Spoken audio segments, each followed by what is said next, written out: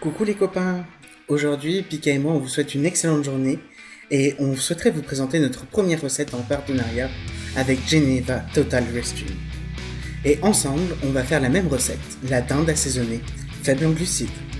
Alors suivez le guide. Pour cette recette vous aurez besoin d'épices za'atar, d'épices turques, de houmous, de tomates,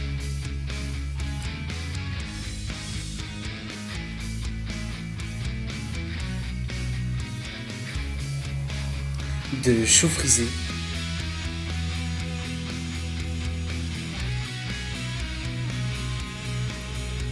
et évidemment de morceaux de dinde, lavés de préférence. On va commencer par la première étape de préparer et cuire la dinde. Pour ce faire, il faut d'abord sécher la dinde avec du papier absorbant que je n'ai pas montré dans les vidéos. Et ensuite, je viens appliquer le mélange turc, du sel et du poivre.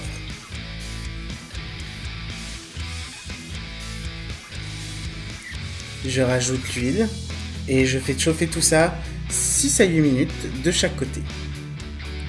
Une fois qu'ils sont bien dorés, je vais les mettre au four 8 à 6 minutes à une température de 230 degrés Celsius. Pendant que ça cuit, j'en profite pour faire ma salade. Alors je mets mon chou frisé dans un bol, parce que j'ai eu la bonne idée de l'étaler partout pour faire joli.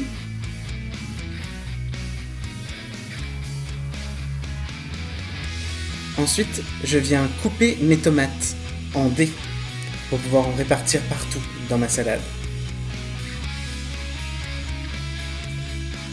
Je viens ensuite mélanger les deux ensemble.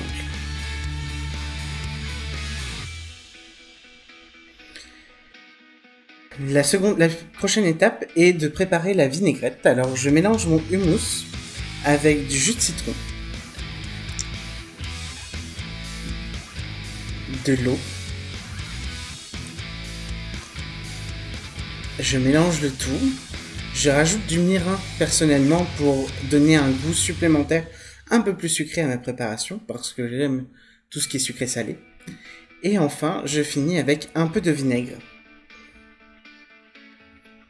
Je mélange une dernière fois et je poivre parce que j'aime beaucoup le poivre.